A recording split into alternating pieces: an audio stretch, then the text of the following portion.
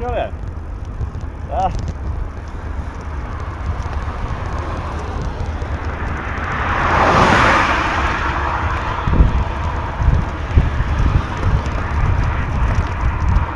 Loutchistan, me voilà! Oh, je quitte la Syrie, où j'ai été hébergé cette nuit. Trop bien. Vraiment trop bien.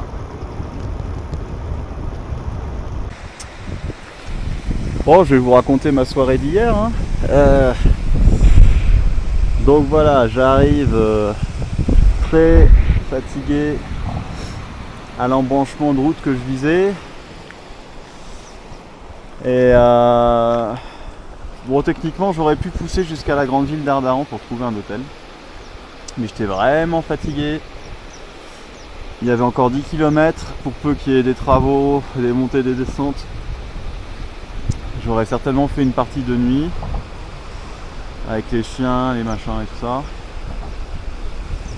Et puis j'étais claqué quoi. Regardez comme c'est beau ici. Là je fais une petite long de la 4 voies.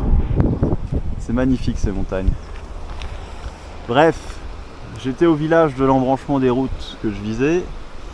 Donc je vais vers le village, je tombe sur un mec en train de faire de l'eau à la fontaine. Je lui dis ouais, je veux dormir ici, j'ai une tente. Bon, j'étais pas chaud pour planter la tente, mais je sais que s'ils me disent là tu peux dormir ici avec ta tente, ça va plutôt bien se passer. Donc je me fais un premier repas, je leur dis ouais je peux prendre une douche. Maintenant je vais prendre ma douche. Le gars qui m'avait emmené, il avait sorti tout le poulet du congèle. Il était là, on va faire un énorme barbecue et tout, gna gna gna. Ça commence à parler fort autour de la table avec le patron. Ça gueule. Il se barre. Il retourne dans la Syrie il retourne bosser là, il est 21 h. Les mecs retournent tous bosser sauf le patron. Le patron il bosse, il discute un peu avec moi. Il me fait une sorte de gros panini fromage Soudouk. Je mange une deuxième fois. Puis vers 22 h, ils reviennent, tous. Sauf le gars qui m'avait emmené à l'usine. Je sais pas ce qu'il est devenu. Je sais qu'ils sont pas mal gueulés à un moment. Donc là on discute. Et là on n'est plus que deux. Enfin plus que trois. Mais surtout deux. Donc là on parle de l'ameublement, de l'usine, ils me montrent tout ce qu'ils font, les maisons, les meubles modernes, c'est super stylé.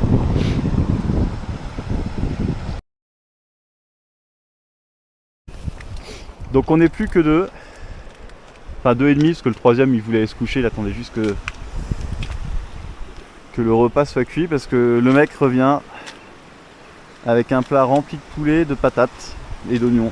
Il l'enfourne dans le poêle à bois, dans la partie four du poêle à bois. Les petites chèvres là-bas. Et du coup il est 22 h. Le temps que ça cuise. Il est minuit et demi. Entre temps il a sorti la bouteille de whisky, donc on a bu un Sky. Enfin un verre de Jack Daniels. Bon, on a fait la sieste, on a parlé beaucoup parlé. De la Turquie, de Erdogan, etc. d'Istanbul. Super intéressant. Super cool, on s'est bien marré. Et bref, à 1 h du mat, troisième repas, on a fini. Donc là je vais me coucher dans mon lit douillet. Et voilà, je me réveille à 7 h, je me fais un petit déj. Enfin 8 h plutôt. Et voilà, je suis sur la route. Magique. Une vraie soirée turque. Pour la dernière soirée en Turquie. Dernière nuit en Turquie. Trop bien. J'adore ce pays. Donc je vais y retourner là. Hop, direction la Géorgie.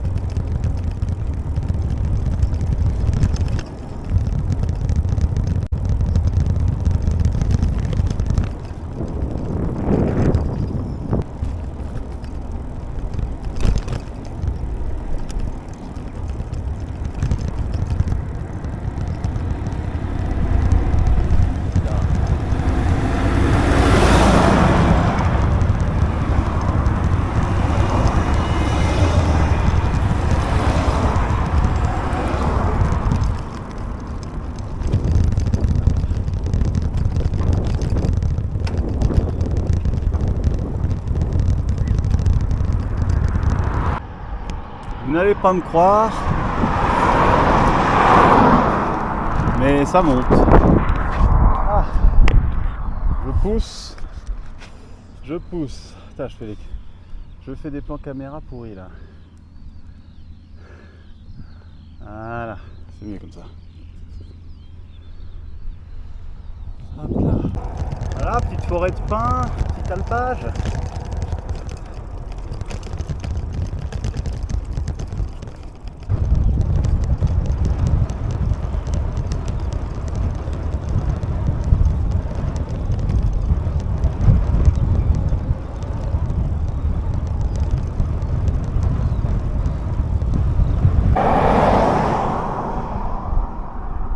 Bon, faut que je monte dans la montagne là-haut.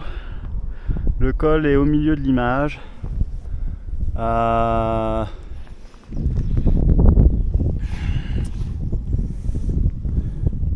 Les informations que j'ai obtenues à l'apéro hier étaient incomplètes.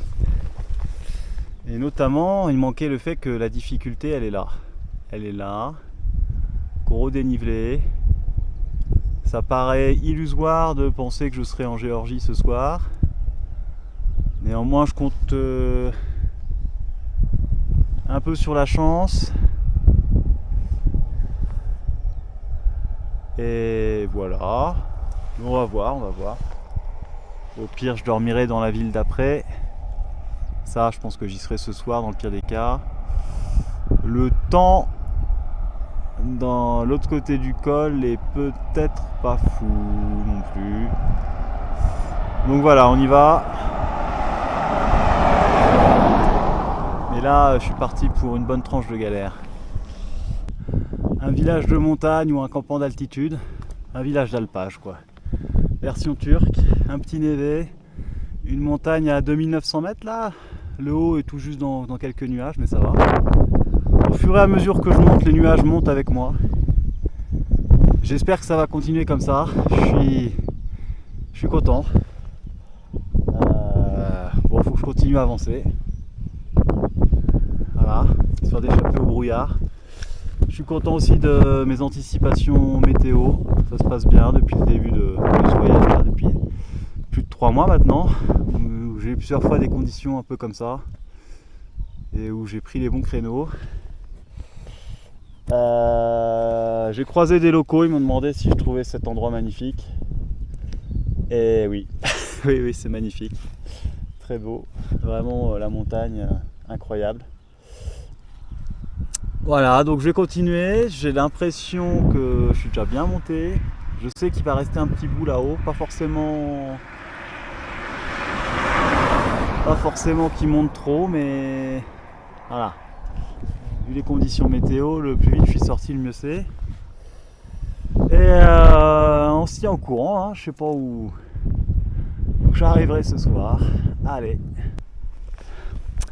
J'ai eu de la chance, les nuages sont montés avec moi. Je suis à moins d'1 kilomètre du col.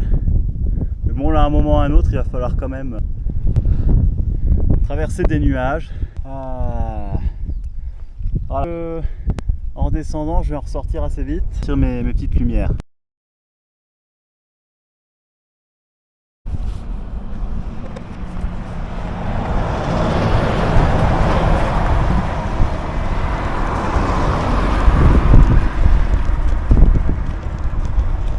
Voilà, je suis à 2550 mètres d'altitude. Ah, trop bien. Je sais pas si vous voyez. Enfin, si vous voyez que on voit. C'est déjà énorme. Là, juste quelques mètres, quelques centaines de mètres de dénivelé. J'ai pas de chaussures étanches. Oh, putain. Pardon, excusez-moi. J'ai pas de chaussures étanches, donc j'ai continué avec les claquettes. J'ai mis les chaussettes de ski par contre.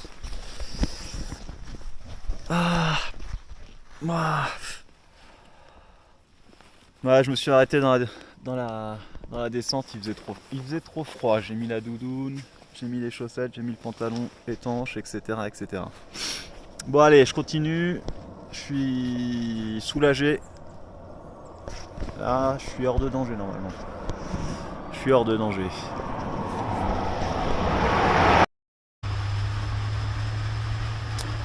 Bon, j'ai un peu de chance quand même. J'arrive dans le premier village. Je fais plus de 1000 mètres de dénivelé en descente.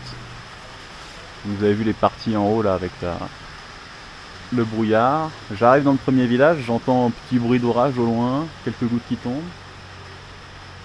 Je pousse mon vélo dans cette montée, j'arrive là, tac, je bois un petit thé, bam, l'orage qui arrive.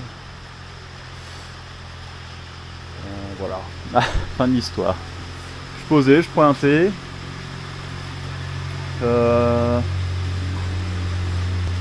Là, la solution de facilité, ce serait d'aller choper un hôtel à la sortie de la ville qui a l'air bien. Donc, je vais attendre qu'il arrête de pleuvoir. On va voir. Ah, comment ça se passe.